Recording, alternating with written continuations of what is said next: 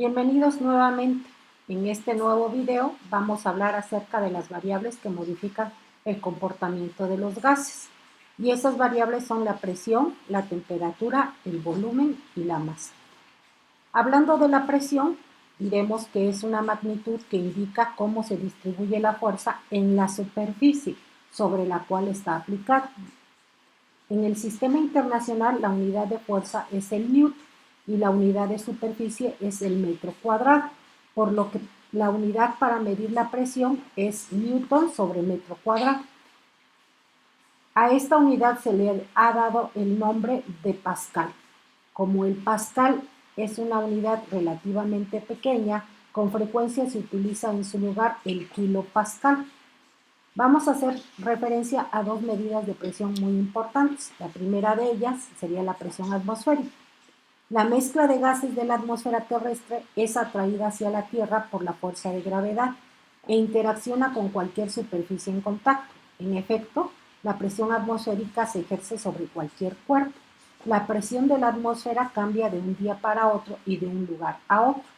Las condiciones climáticas provocan que la presión atmosférica sea mayor en un día soleado y que disminuya cuando se acerca una tormenta. En el nivel del mar es mayor en lo alto de una montaña porque la columna de aire es mayor en la primera situación que en la segunda. Hace algunos siglos se pensaba que la atmósfera no ejercía ninguna presión y que los seres nos movíamos libres por la superficie terrestre. El físico Evangelista Torricelli sostenía lo contrario y para probarlo se le ocurrió efectuar un experimento. Llenó con mercurio un tubo de aproximadamente 1.2 metros de altura, sellado en un extremo. Acto seguido lo invirtió con cuidado de manera que no entrara aire al tubo, sobre un recipiente que también contenía mercurio, y entonces comprobó que parte del mercurio bajó al recipiente, pero en el tubo quedó una columna del metal y se creó el vacío entre su superficie y el extremo superior del tubo. En el barómetro, que fue el nombre dado al aparato inventado por Torricelli, la presión ejercida por la columna de mercurio del tubo se equilibra con la presión que la atmósfera ejerce sobre el mercurio del recipiente. Entonces, la distancia entre el nivel de referencia y la altura en la columna corresponde a la medida de la presión atmosférica.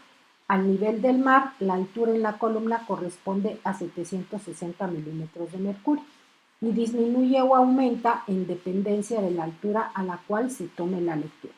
Es costumbre expresar la presión atmosférica en milímetros de mercurio o simplemente en torsios.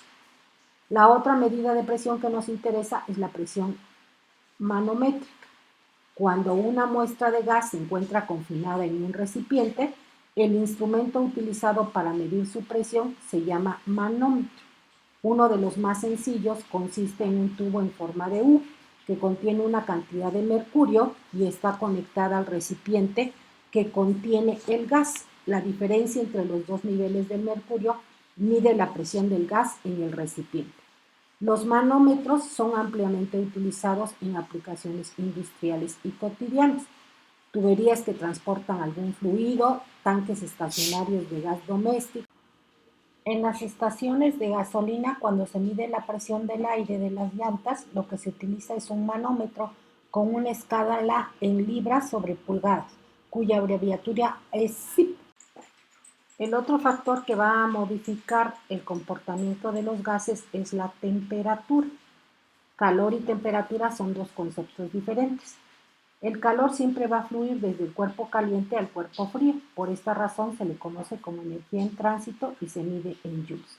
La temperatura se define como la medida de la energía cinética promedio de los átomos y moléculas que constituyen un sistema. La energía cinética que presentan las moléculas aumenta o disminuye de acuerdo a la cantidad de calor que posee un cuerpo, y esto se refleja de manera directa en la variación de la temperatura. Para medir la temperatura se aplica el concepto de equilibrio químico. Según este concepto, dos cuerpos se hallan en equilibrio térmico cuando sus temperaturas son exactamente iguales y se alcanza después de cierto tiempo en contacto a una distancia conveniente. El flujo de calor ocasiona que los cuerpos en cuestión lleguen a obtener una temperatura similar. El termómetro es el instrumento que se utiliza para medir la temperatura y opera bajo el principio del equilibrio térmico. El mercurio que se encuentra en él, a medida que pasa el tiempo, adquiere la misma temperatura del medio u objeto con el que esté en contacto. La dilatación del mercurio y el uso de la escala conveniente nos va a indicar la temperatura del objeto o cuerpo. Existen 3 escalas de temperatura utilizadas en la actualidad: la escala Celsius, la Fahrenheit y la Kelvin. La escala Fahrenheit fue creada por Gabriel Fahrenheit. Para estructurarla tomó como base una mezcla de sal de amonio, hielo y agua, a la que asignó el punto cero. Después utilizó la mezcla de hielo y agua sin sal y ubicó un segundo punto que denotó como 30. Fijó un tercer punto a la temperatura del cuerpo humano y le asignó el valor de 96. A partir de estos 3 puntos determinó que el agua hervía a 212 grados y asignó su punto de congelación a los 32, con lo cual el intervalo entre la congelación y la ebullición del agua fue de 180. Esta escala es comúnmente utilizada en los países de habla inglesa. Por su parte, Celsius propuso sustituir la escala Fahrenheit por otra en la que asignó al 0 el punto de congelación del agua y al 100 su punto de ebullición. Esto a presión atmosférica normal. Entre ambos puntos se establecieron 100 divisiones y a cada una de ellas se les llamó grado, por lo cual esta escala es conocida también como escala centígrada. La tercera escala, también conocida como escala absoluta o escala Kelvin de temperatura, fue creada por Kelvin y Thomson y se representa por la letra K.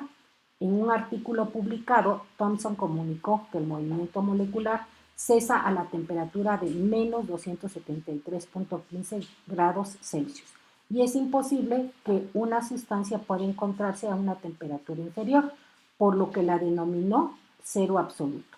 En 1954 se definió la unidad de temperatura termodinámica como el intervalo entre el cero absoluto y el punto triple del agua, el cual consiste en una cierta temperatura a la cual existen los 3 estados de agregación en los que el agua se puede presentar, es decir, sólido, líquido y gas, cuyo valor es de 273.15 Kelvin y que equivale a 0.01 grados Celsius.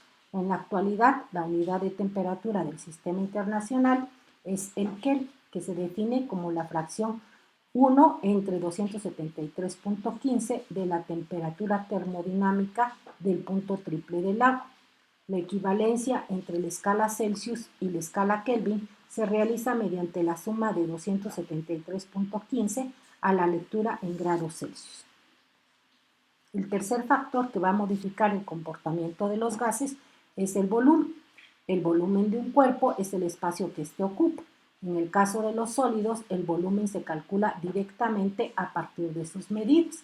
En los líquidos se calcula el volumen del recipiente que lo contiene o, como un método indirecto, se toma en cuenta la masa y la densidad que la relaciona con el volumen. El volumen de un gas va a depender del volumen del recipiente que lo contiene. En el Sistema Internacional, la unidad de medida de volumen es el metro cúbico y para medir volúmenes mayores o menores se utilizan múltiplos o submúltiplos. Para los gases se acostumbra a usar como unidad de medida el litro, que equivale a un decímetro cúbico, y el submúltiplo del litro que se utiliza es el mililitro, que equivale a un centímetro cúbico. Y el último factor que me va a modificar el comportamiento de los gases es la cantidad de sustancia. Todo cuerpo contiene una cantidad de sustancia y en el Sistema Internacional se ha establecido para medirla la unidad especial llamada mol. El mol se define como la cantidad de sustancia que contiene tantas unidades, ya sean átomos, moléculas o iones, como el número de átomos que existen en 12 gramos de carbono 12 puro.